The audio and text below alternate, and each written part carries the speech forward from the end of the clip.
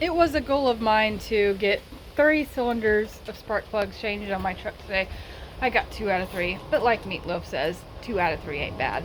That's right. But on another topic, I'm starting to think about dormancy in plants and bringing plants inside. And you know, I love a lot of these plants and I want to keep them around, but how do I want them to go dormant? Because I don't necessarily want to use up my grow light space, my window space to keep these big plants around that I love, right? My tropical hibiscus here, my money tree, and bird of paradise. Those are trees I'd like to go dormant, and so I'm leaving them there. It's kind of like my plants please go dormant area for now. I don't know. I'm thinking I'm going to have to move plants in and out of the office space, which let me show you where the office space is. So we're coming in from the front porch.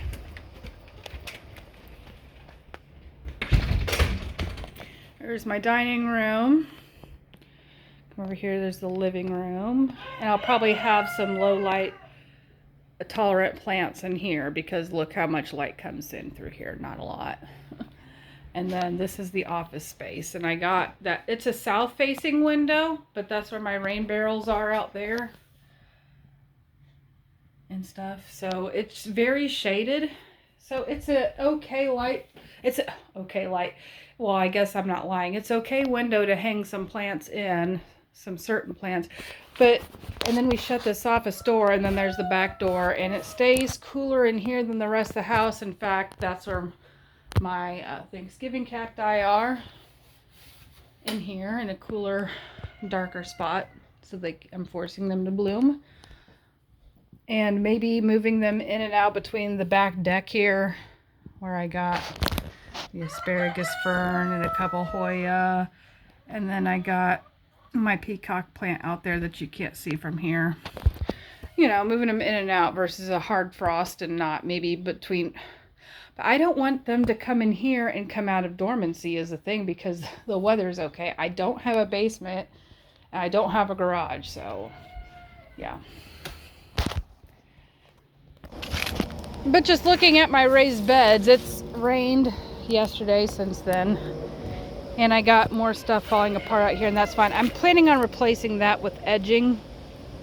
I think edging will do great there and down here too. Just edging. And I gotta put my landscape fabric down, but it does look like, not here to here, that looks like a pumpkin probably. We're gonna get rid of that. This is something. This is something. That's probably the Chijama's eye, or however you say that one thing. And then Swiss chard.